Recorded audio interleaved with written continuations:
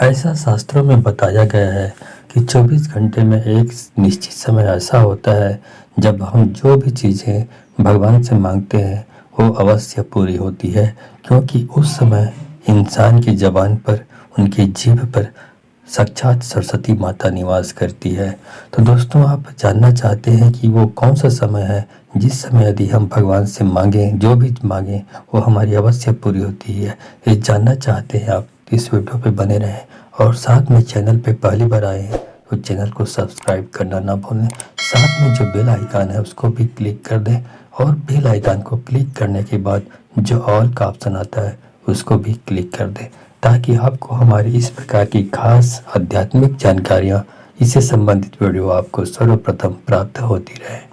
दोस्तों, कहा जाता है कि 24 घंटे में एक बार ऐसा समय आता है जब इंसान के ज़बान पर, उनके जीभ पर सरस्वती माँ साक्षात निवास करती है। इसके बारे में एक शास्त्रों में कहानी बताई गई है, उसमें समय का महत्व बताया गया है कि समय का महत्व कैसा होता है।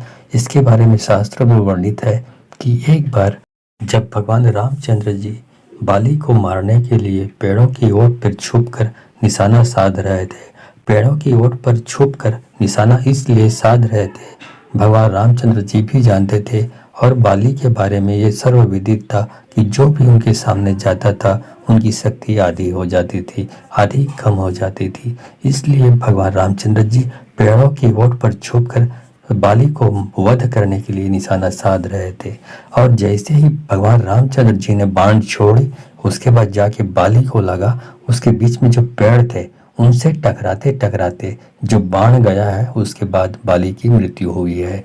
तो वहां पर कहा जाता है, शास्त्रों में वर्णित है कि उनके बीच में जो 3 पेड़ थे, तो तीनों पेड़ में अलग अलग वक्त में बाण टकराया।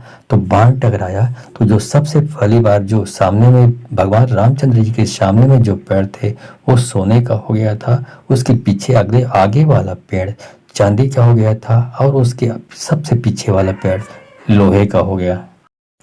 कुल मिलाकर मैं ये कहना चाहता हूँ कि समय ही बलवान होता है, समय ही शक्तिशाली होता है और शुभ मुहूर्त ही सबसे ज़्यादा महत्वपूर्ण स्थान रखता है। तो दोस्तों, यहाँ पर बहुत सारे लोग जानते हैं कि इस बात को तो सभी विश्वास करते हैं कि 24 घंटे में एक वक्त ऐसा ज़रूर होता है जब मनुष्य की ज़बान पर सरस्वती निवास करती है। जानते सब हैं कि सरस्वती निवास करती है, लेकिन वो इस समय कौन सा है, वो पद्धति क्या है, इसके बारे में किसी को जानकारी नहीं होता है। तो इसी के बारे में आज मैं जानकारी देने जा रहा हूँ।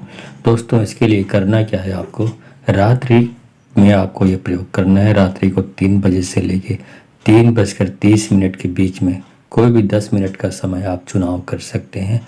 उस वक्त उठकर आपको मुंह कान धो लेना है, आँखों को साफ कर लेनी है, पानी के छिड़क लेना है आपको चेहरे पे और बिल्कुल तरोताज़ा होकर आपको ज़मीन पे एक अच्छा सा मुलायम वस्त्र बिछाकर उस पर बैठ जाना है। अपने सामने में एक पेपर रख लें जिस पर आपको अपनी जो भी समस्या है, जो भी आपकी मांग है वो लिखनी है और साथ में एक लोटे में जल रख लें। उसके बाद आपको करना ये है कि आप बिल्कुल सीधे तन कर बैठें। आपकी रीढ़ झुकी हुई नहीं होनी चाहिए, रीढ़ तना हुआ होना चाहिए। उसके बाद बैठ जाएं वहाँ पर उस मुलायम चादर पे या कंबल, जो भी वस्त्र है उस पर बैठ जाएं आप। और बैठने के बाद उस पेन में आप अपने विचारों को, अपनी मांग को, अपनी जो भी डिमांड है उसको लिखें। लिखने के बाद आप बैठकर 10 मिनट तक लगातार उस जो लिखे हुए हैं आप पेपर पे उसको मनन करना है, मन ही मन आपको बोलना है। इस तरीके से 10 मिनट तक यही लगातार आपको दिमाग में आपकी यही बातें होनी चाहिए। कोई भी चिंता तनाव की स्थिति आपके नहीं होनी चाहिए। यदि है तो उन सबको आपको टाल देनी है। बिल्कुल ताज़ा दिमाग के साथ, ताज़े मनोमस्तिष्क के साथ इस क्रिया को आपको करनी है और कोई प्रकार की चिंता तनाव नहीं होनी चाहिए। रात्रि के वक्त इसलिए चुना जाता है कि इस समय जब 3:30 तक, 3 बजे से लेके 3:30 तक का वातावरण जो होता है, इस समय कहा जाता है, शास्त्रों में बताया गया है, इस समय जो देवी देवता है बहुत ही ज़्यादा सक्रिय होते हैं। तो इस समय आपको कोई भी 10 मिनट चुनाव करके आपको बैठ जाना है और सिर्फ अपनी समस्याओं को मनन करना है, मस्तिष्क में मन ही मन आपको बोलना है। 10 मिनट पूरा होते ही आपको ये कार्य जो करते हैं, इस कार्य को करने के लिए मन ही मन जाप करने के लिए आपको अपनी आंखों को बंद करके अपनी लिखी हुई मांगों को याद करना है, स्मरण करना है। उसके बाद 10 मिनट पूर्ण होते ही आप जो लोटे में पानी रखे हैं उसको एक श्वास में पी जाएं। ख्याल रहे कि लोटे में उतना ही पानी रखें जिसको आप एक श्वास में पी सकें। बस इतना ही करना है आपको। इसी तरीके से आपको 41 दिन तक लगातार ये प्रक्रिया दोहरानी है। आप देखेंगे कि ऐसा सहयोग बनेगा, ऐसे अनुकूल वातावरण आपके पक्ष में बनने लगेगा कि जो भी समस्याएं आपकी है वो दूर हो जाएंगी और जो भी डिमांड आपने लिखी हुई है, जो मांग जो आप चाहते हैं वो होने लगेगा। इतना याद रखें कि इस कार्य के लिए, इस मांग के लिए, अपनी मनोकामना के पूर्ण के लिए कोई ऐसी बात न लिखें जो दूसरों को नुकसान पहुंचाने वाला हो। हर अच्छी चीज़ें लिखें, अपनी अच्छाई, अपनी भलाई की बातें लिखें, अपनी भलाई की बातें मांगें, अपनी मनोकामना पूर्ण करें, लेकिन किसी को नुकसान पहुंचाने की, किसी को बदला लेने की भावना से कोई भी मांग ना रखें। जैसे अधिकतर लोग वशीकरण के प्रयोग करते हैं या शत्रु से बदला लेने के लिए शत्रु मारण का प्रयोग करने के लिए करते हैं, तो इस तरीके से चीज़ें इसमें नहीं करनी है, क्योंकि इस तरीके से दुरुपयोग करने से, ज्ञान का दुरुपयोग करने से आपका ही अहित होगा।